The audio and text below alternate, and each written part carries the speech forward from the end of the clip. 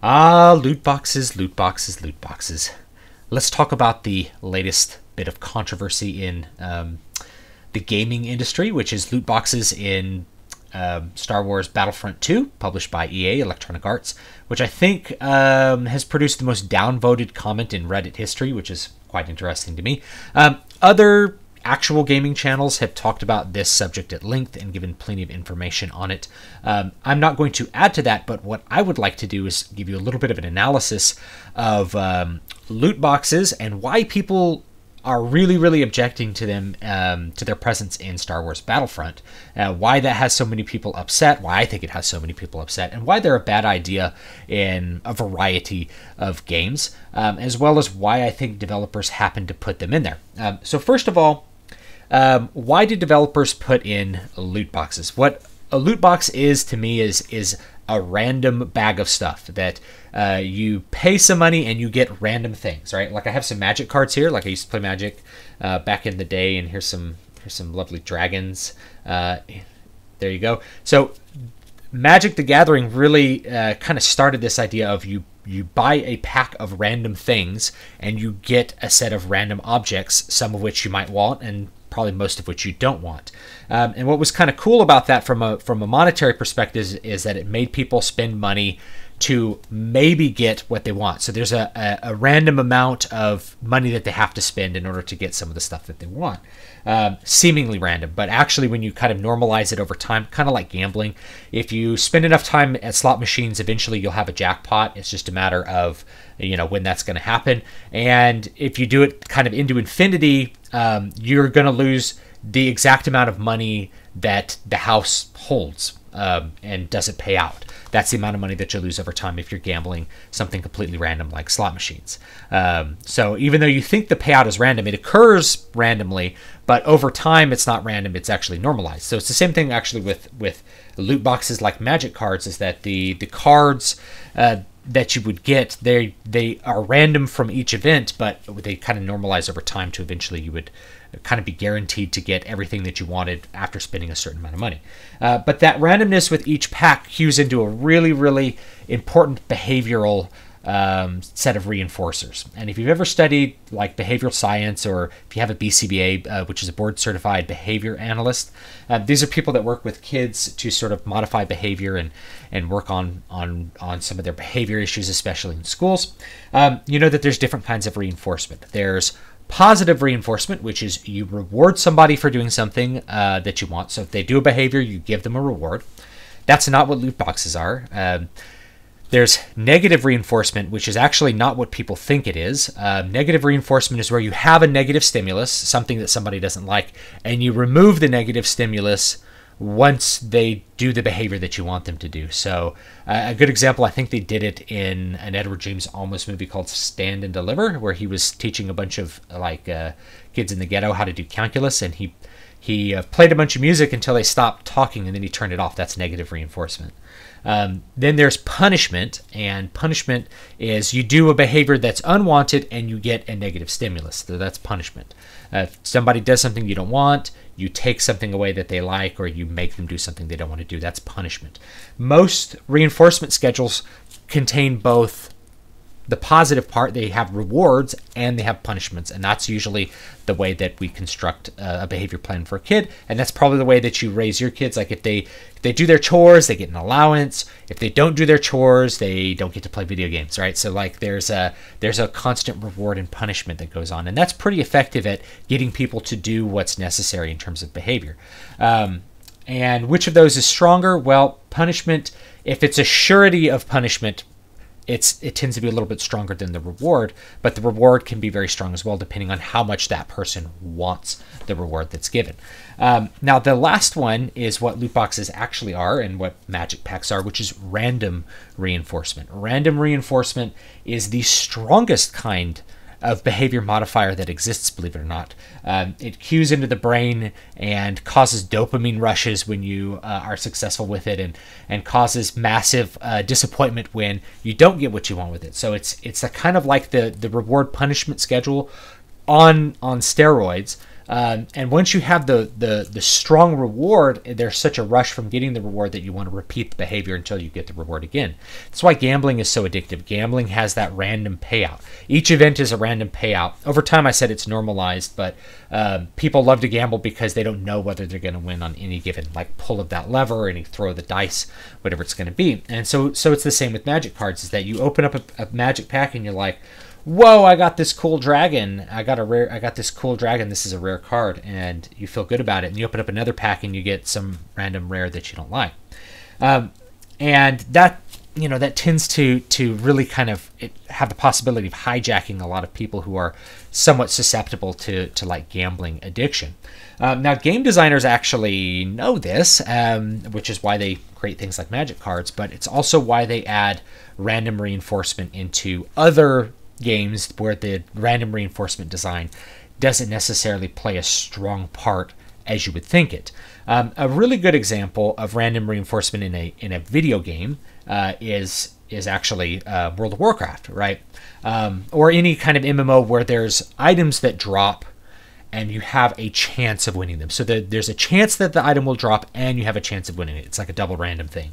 So when you kill Ragnaros, there's a chance that Crown of Destruction is going to drop. There's a chance it won't drop. When it does drop, you may have a random chance of winning it. Now, the rush of getting that Crown of Destruction, like seeing it drop, oh my gosh, and then winning it and feeling completely adulated, that's what kind of keeps you coming back for more. That is a really, really, really strong positive sensation. Whereas losing the roll to the Crown of Destruction might be a really disappointing situation. But that also makes you come back for more because you know that there's a possibility that you could get that item. So both of those end up reinforcing you to come back for more, even though it's a negative to not win something, because the object there's on the table and you know that you could get it again. It makes you want to come back for more. So that's one of the things that made World of Warcraft, I think, like pretty addictive. Of course, players are wise as well, and players came up with ways to get around some of the problems of a random loot system. Because one of the problems with a random loot system is that you'd have a guild, right, and you'd be running, Molten Core, Crown of Destruction would drop. If you're doing random loot, some dude randomly gets it who can't use it, who doesn't need it, who has no reason to have Crown of Destruction. Everybody's upset because why does this paladin have Crown of Destruction instead of the hunters, instead of the whoever else who actually needs Crown of Destruction? It's not itemized for this group. It should be going to this. So they created something called DKP, which takes away some of the randomness and makes it more regular, which is what you'd eventually have over time anyway. So if you had all these items dropping randomly, eventually over time, people will get all the gear anyway. But what DKP did is it made players have a good strong link of like, I put in this much time rating, I get points for that. I can then spend those points to get the exact item I want when it drops.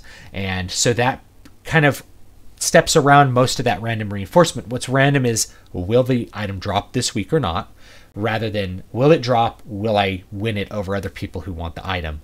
Will so-and-so lucky dude end up with yet another epic item to put in his bank? And so that kind of normalized that a lot and allowed people were basically going to normalize for everything. We're going to gear up at the same rate if they were always in the same guild. But in this way, people could get sort of the exact things they wanted and spend their time outside of raids kind of working on that. So it got rid of a lot of that randomness, which can be kind of infuriating when you get up to these higher levels, because most of the time you're not going to actually win the item. And the lower the chance, the more rare the chance of winning it is. We have 40 people, a couple items drop, you need that one item. The more angering that random reinforcement system can be, the more frustrating it can be. I know that I got exalted with the Zul'Gurub faction on multiple characters and never saw Zinrock drop the one item that I really wanted out of there for my hunter for PvP. This is a big two-handed sword. It was amazing.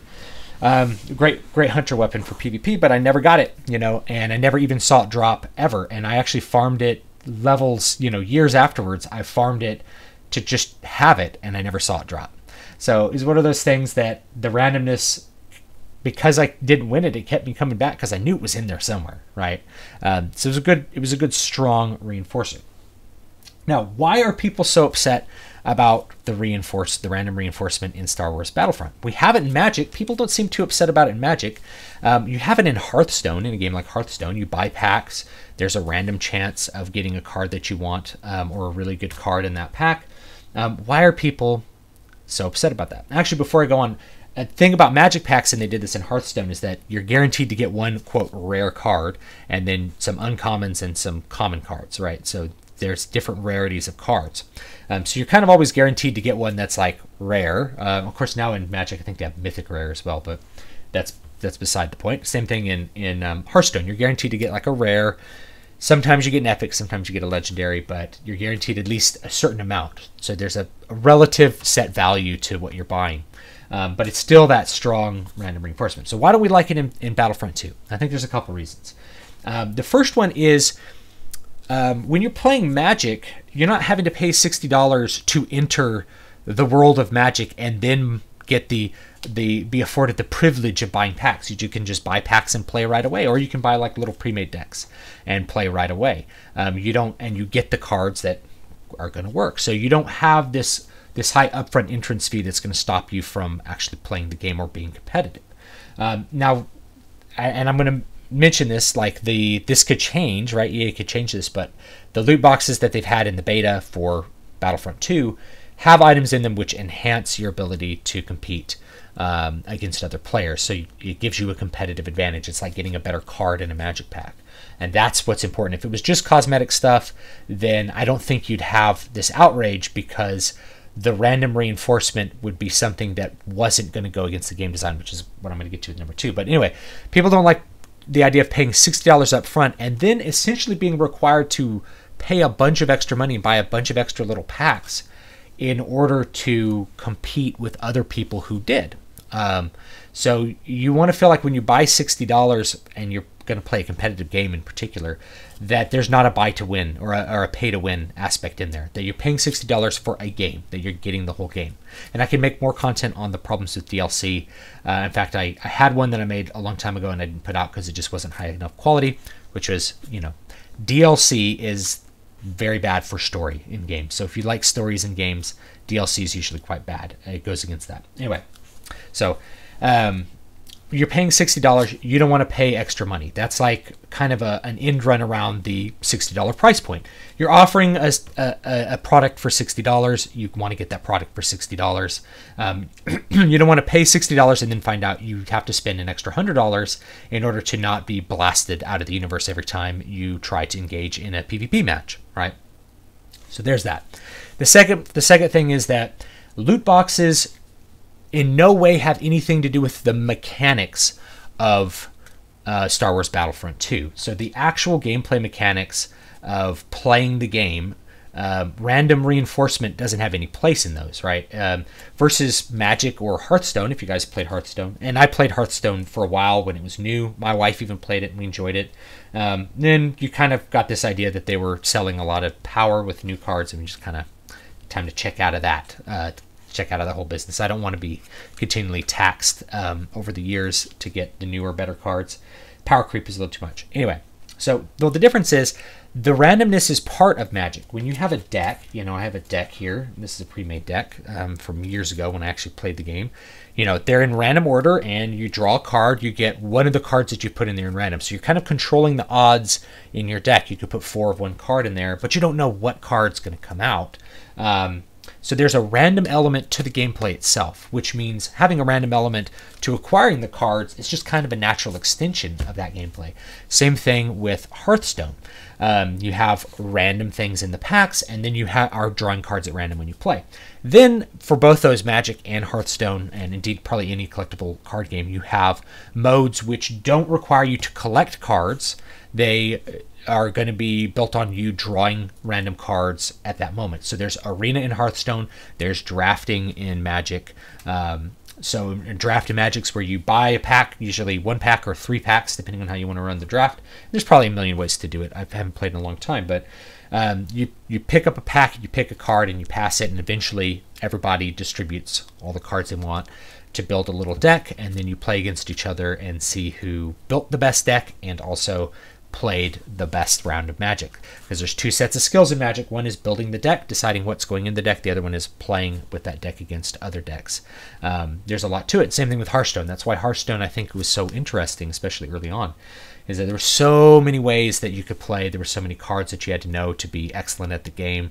There's a really high skill cap, and also there was a lot of skill that went into the preparation part, deciding strategically what cards you wanted to put in. But that random part was always in it, and there was still a mode that didn't require you to expend huge amounts of money to build a massive collection in order to compete. You could draft, or you could play arena and spend no money or spend very little money and have a chance of competing really, really well in arena. And indeed, my rank was never super high in Hearthstone. I don't remember what my highest rank was. I never got legend, but I would pretty routinely go 12 wins in an arena without really too much difficulty, and that's just because I knew the game well enough that I could pick good cards, and I could play well enough against other people's random cards that I could do pretty well, especially if you were lucky enough to get Mage. Early days Mage was like easy 12 wins. Anyway, these mechanics are part of the game. They're part of the game, but when you play Battlefront 2, Battlefront 2 has a whole set of battle mechanics that have nothing to do with random reinforcement.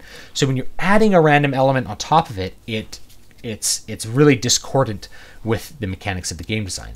Likewise, in World of Warcraft, things dropping randomly off mobs is kind of part of the game mechanics. It's kind of built in from the first level, so you're not adding a layer of randomness on top of things. So people don't enjoy the idea of having their ability to progress tied to some random element when they want it to be tied to the actual gameplay, which involves knowledge of a different set of skills. There's a feeling that like just spending money and getting random things that are just better than what you may have is not skillful, and really it's not. There's a skill to kind of building a deck and picking a deck, but there's not a skill to just getting random power-ups in a game that is just built around hopefully you being a skillful player.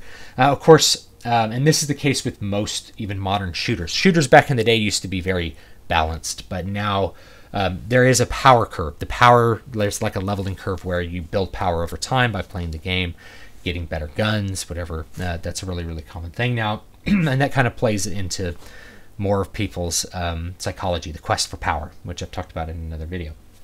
So there's a reason that people don't like it. There's two reasons. The third reason is that people really, really do see it as a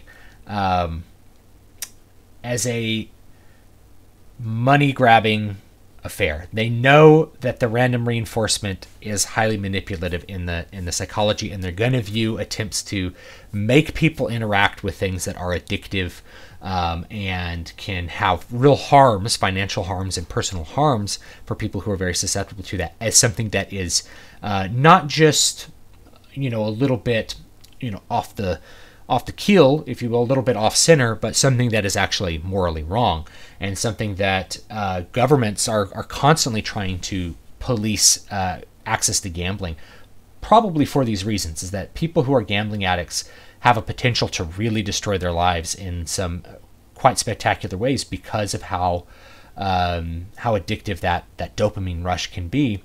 And if you are on the wrong side of that statistical anomaly, or you're gambling with too much money, you're going to end up at zero.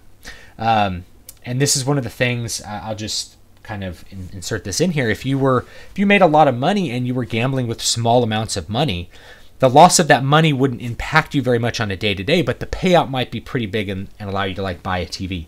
So if you played like $20 worth of blackjack every week at like a poker table, and I used to live in Vegas, so people would do this that lived in Vegas. They'd sit down, they'd be eating at a bar, and they'd play 10 or 20 bucks on a little poker game, and occasionally they'd win 50 bucks and buy their food or buy some drinks for someone. And occasionally you'd win the $1,600 payout and be like, great, that's a new TV.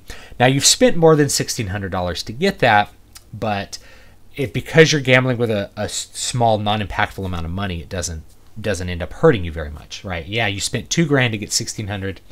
That's a loss of 400 bucks, but it's kind of like a way of saving if you think about it. You're paying $400 for the casino to save $1,600 for you so that you can then go buy the TV, because people are not very good at saving $5 at a time to buy a $1,600 TV. They're just, not everyone's good at that. So that's another way of looking at it. But when gambling's really, really dangerous is when people really hyper want to get that payout and win. and they're betting, instead of playing $5 blackjack or playing like the $5 poker machines, they're playing $100 blackjack, and pretty soon they lose a couple times and they're at zero, and then they go get more money out, and then they gamble some more, and then they're back at zero. Now, if they kept gambling, eventually they'd get that big payout, but they don't have the money to gamble at the level that they're doing, and that's where it becomes really dangerous.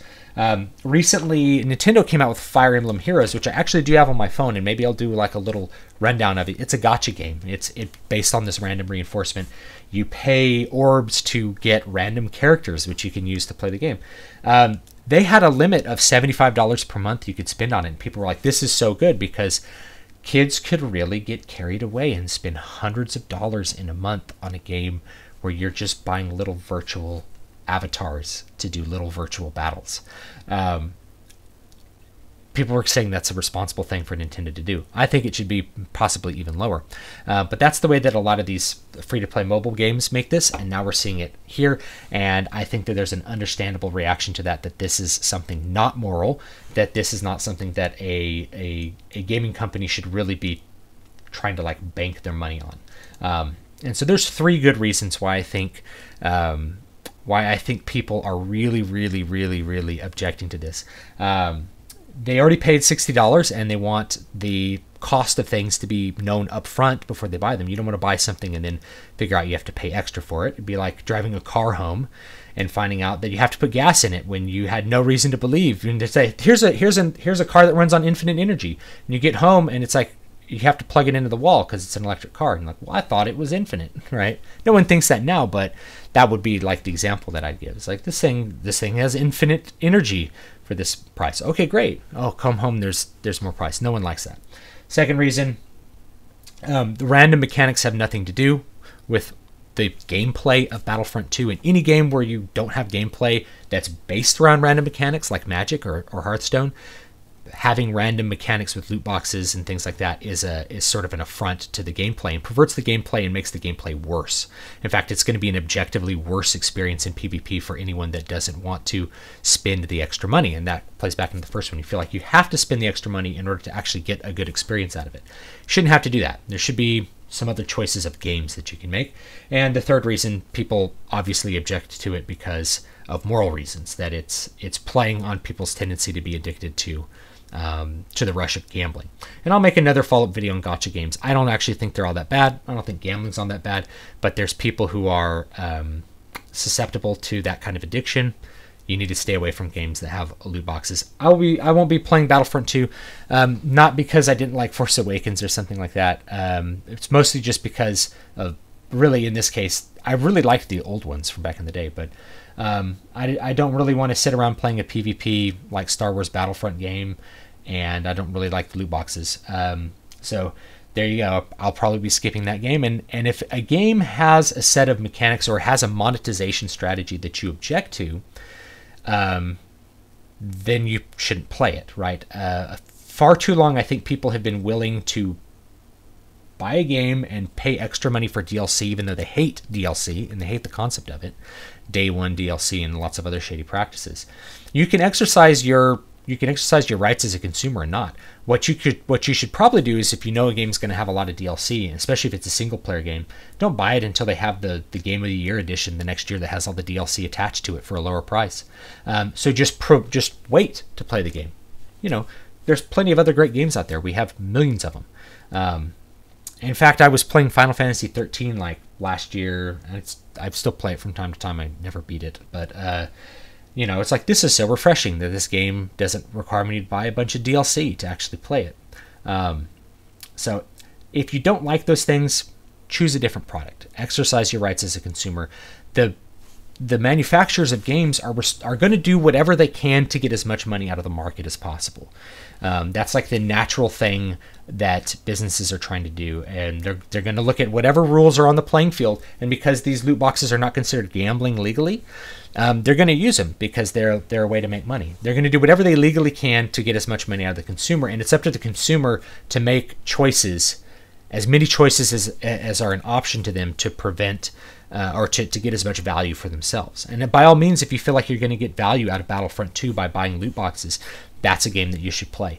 If you feel like, well, I'm okay spending $200 on a Star Wars game, then that's great. That's a game that you should go ahead and play if you feel like you're getting the value out of it. But if you don't feel like you're getting the value out of it, you shouldn't buy it just because it has a bunch of stuff that you might like, because there's a million other games out there that are going to have a bunch of stuff you're going to like too. So just exercise a little bit of discipline as consumers. If we all did that, there'd be no need for any kind of legal intervention to like try to turn loot boxes into some sort of gambling platform. We just wouldn't have to worry about any of that. You would just have manufacturers that would respond to actual consumer demands. Everybody only bought games that had no DLC. DLC would probably disappear.